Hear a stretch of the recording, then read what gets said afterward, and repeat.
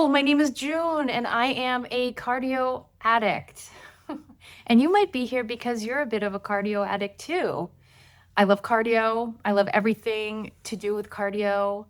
My father was a big runner, a big 5K, half marathon, Boston Marathon, multiple years. Pete Boston qualified every year. He was super fast, and I would go to the races with him and wait at the finish line and wait for him to run past us. And I was not a natural runner at all. I am actually pretty slow for the amount of effort I put in. But by the time I got to the end of high school, I started running on my own. I started putting my sneakers on and going out for a mile or two. Nothing huge, but just like liking that solitary feeling of going out for a run. And by the time I got to college, I went to college up in Vermont, I was training for stuff. I would do a half marathon here or there. I really enjoyed like waking up on a Sunday morning and going out for a 6, 7, 8, 9 mile run. And especially out there, it was so beautiful, and there were bike trails down by the lake. And I really enjoyed all of that. All of that running. I ran the Vermont City Half Marathon a bunch of times, maybe 3 or 4 times, 3 times as a relay, in a relay team, which was also really great because I did it with a bunch of friends and we would all do a leg of it. And it was just so fun. And I loved running. Now, I was injured a lot. I was very prone to shin splints. I was prone to iliotibial band, like knee showed up in my knee. So I would get really frustrated because like my heart was in it and I really wanted to be really good. Or up to me, I would go and run 2 hours every day. But my body would not put up with the training. And so I would get really frustrated. And so that part was hard, being injured a lot. So I moved out to California after college, and there I started running even more. And I was working in gyms, and I found a coach there who got me up to being really fast and healthy and not injured. And that was amazing. So when I was working with him, I was running upwards of 50 miles a week, which for me was a lot. And he was training me primarily for the full. Yeah. So I did lots of I used to wake up and go out and do these great races. I would wake up at 3 in the morning and drive to Tahoe and do a race there, or I would travel to Sacramento. I went down to San Diego and did a half marathon down there. So I would travel all over the place and all over the coast and do runs. It was amazing. And I was really I just loved it. It was like everything clicked.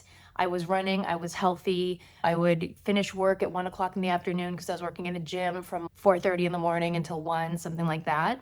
And so I'd have the whole afternoon and I would just be like so excited to go out and do a run. In Oakland, I would run down at Lake Merritt, and it was just the best. And I loved that. And I felt fast and healthy. And that's probably the peak of my running. I ran the San Jose marathon. No, it was the half marathon. It was the San Jose half marathon. And my time was 140, sub 140. It was like 139 and change. And I felt great. I really couldn't complain. I felt great. And then I was in my mid 20s and I moved to Florida. And something changed. I don't know what happened, but I started to not feel great. I think that the pavement was just really hard for me. I went from running on sidewalks and on trails in California to primarily running on sidewalks in Florida. And I paid a price for that. I think that's what happened. And I also, without my coach, I wasn't quite so regimented, like with taking recovery time as well. I just kept running and running, and I probably should have stepped back a little bit and not been day after day without recovery days. So I started feeling some pain in my right foot, and it was pretty debilitating. Eventually, it got pretty bad, and it was in the arch heel, like down below my ankle bone on the inside of my foot. And it was really painful and frustrating. And my job, I was working then as a personal trainer, and I was standing a lot. And that also did not help. And so for those 2 or 3 years, so that 2 year, like about 2 years, I was pretty much injured. And so I would have to do other things. I don't even know what I did. Holy smokes, now that I think about it. I'm guessing I found some cross training, and I did a lot of Pilates actually. That was like during a Pilates boom. And if you can remember that. And I did a Pilates certification that was about a year long. And I think that's what I did. I started focusing on other things and trying to just let my foot rest a bit. I lived in Florida for about 2 years, so it was really 2 years of really bad injury. Even things like walking around a city for the day felt really painful. So this was not easy for me. We moved up to New England, which is where I was raised, and my foot was still bothering me. I was working in a gym again, and man, at the end of an 8-hour shift of training, my foot was just so bad, and I really couldn't handle it. I would leave work and just be like crying basically because I was frustrated and because it was so painful. My right foot was in so much pain.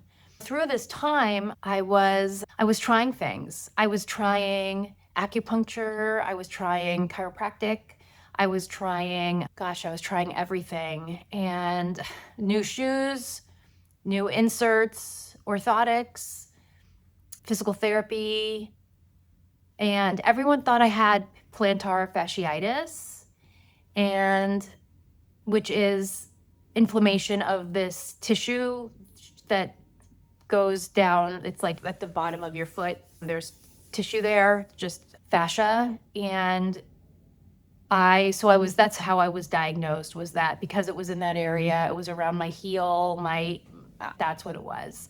And I spent hundreds, if not thousands of dollars trying to figure out the problem. And it was really frustrating because nothing I did seemed to help. If anything, things made it worse. Even if I did something stupid like the elliptical, which when you're used to running like 50 miles a week, spending all your time in elliptical feels like hell.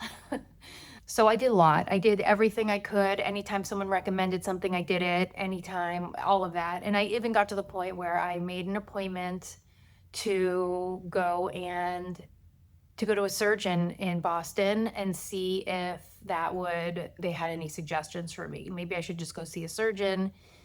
And I did. And he said, we can try exploratory. We can just go in there, see if we can release the fascia to see if we can take some of the tension off of that. But it was all very like experimental. No one was saying, we're going to go in, we're going to do this, we're going to do that, and then you're going to be fine. So I was very hesitant. Now, at this time, I'd switched gyms. I was working in a different gym, and a woman who also worked there, she had a desk job at the gym. I noticed her rolling her foot on an ice bottle, like a water bottle that had been frozen. And I commiserated with her, and I was like, oh no, you have a foot injury? And she was like, yeah, I've got this thing wrong with my foot, but it's getting better. And I told her about what was going on with me. And she goes, wow, that sounds a lot like what I have. I'm seeing a chiropractor close by. You should go see him because he's made mine so much better. And I was like, okay, I know how this turns out because I've had lots of people recommend certain things to me, certain exercises, certain therapies, certain insoles, certain all of that, and nothing ever made it better.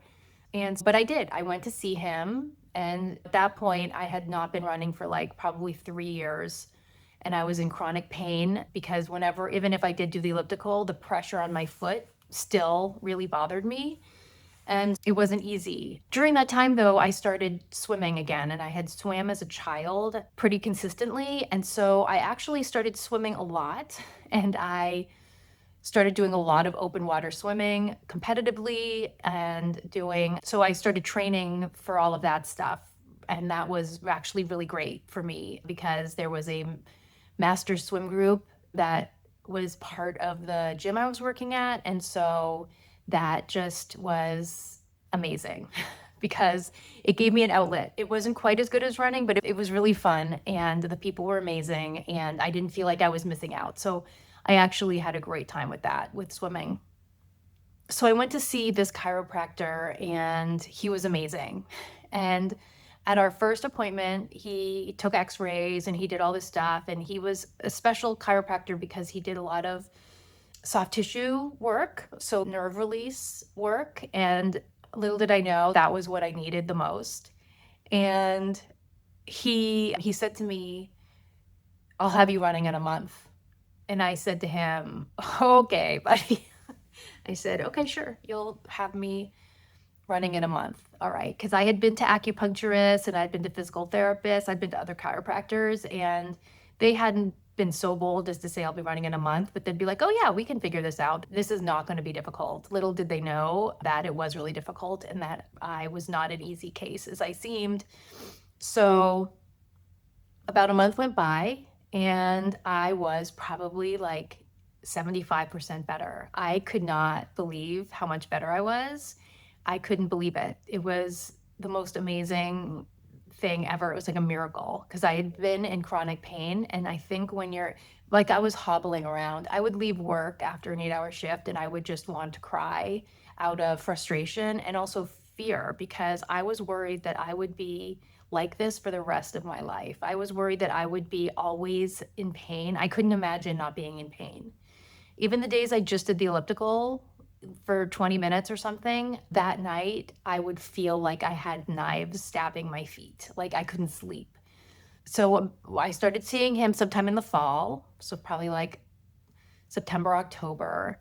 And on Thanksgiving morning, I used to, when my feet were healthy, I would run a 5K or a 5-miler or something on Thanksgiving morning. And I hadn't done that in a few years. So this year, my feet were like 75% better. I wasn't feeling pain in my feet when I was at work. And so I started getting the green light in that fall to start running gently. And there were definitely some guidelines. I couldn't just go and crank out my mileage. So eventually on Thanksgiving Day, I went to the track. I always liked using the track because if something didn't feel good, I could just stop. I wasn't like a mile away from home. So I went to the track and I ran a mile. And I think I might have taken walking breaks. I think it was something like 3 minutes of running, 2 minutes of walking, 3 minutes of running, 2 minutes of walking. But man, I cried because I was so excited that I was running again. Because when you have been as consistent and interested and everything in something in a sport and then it's taken, you lose a lot of your identity. You lose a lot of what you like to do, how you like to be, how you see yourself, how you like others to see you. I was a personal trainer and I felt like I couldn't participate in this. Why was I injured for so long if I was working I was doing a lot of post-rehab work. And so it was a lot. It was a lot to feel like I couldn't get my act together and run. I remember driving and seeing people running, miserably looking people running along the side of the road, just out for their couple-mile jog. And I remember being so upset that I couldn't do that. And that person looked miserable. And I was like, gosh, if I ever get to run again, I'm going to be like glowing. I'm going to be so happy. So I got better. And over that time, I started doing triathlon because I'd also started biking along with my swimming.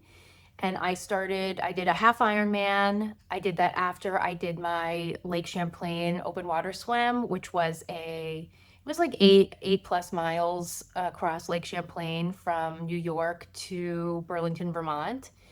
And that really had helped me. Training for that had helped me keep my sanity while my feet were healing. So that was amazing. And I learned that swim was harder than anything I've ever done. So that was amazing. And so I did a half Ironman. And after that, I put my bike away because I really don't like riding. I like swimming and I like running. Biking is a little too road intensive. Not a fan. I don't like riding on the roads here. And I also did a Reach the Beach, which is a 100-mile, it's about a 24-hour relay. And I think they call them Ragnar now, but you have a team of maybe, I think it was 8 people or 10 people, and you run through the night. It was really fun. I think mine was 18 miles over the course of the 24 hours. So like I ran 5 miles and then the next person went, and we'd cycle through each other, but you'd have to run pieces of the 100 miles, which was really fun. And then 3 years ago, I ran, which was my big bucket list event, which was running the Vermont City Marathon, which actually when I was in college, I tried training for, and I didn't end up doing it, or I started it and I didn't put the training in properly. I think maybe I got injured, who knows. But I ran finally 3 years ago the Vermont City Marathon. And that was amazing. I took about a year and trained. So it was like a year, 6 months of building a good foundation, and then 6 months of like real marathon training. I've gone to school in Vermont, so I always wanted to run that marathon. It's right around the lake. It's really pretty. Burlington, Vermont has always been a really great place to me. And so I did that. And that race killed my feet, but in a different way. Like my toenails all fell off and because it was so up and down. It's a hilly marathon. For that marathon, I actually got the flu about 3 or 4 weeks before the race.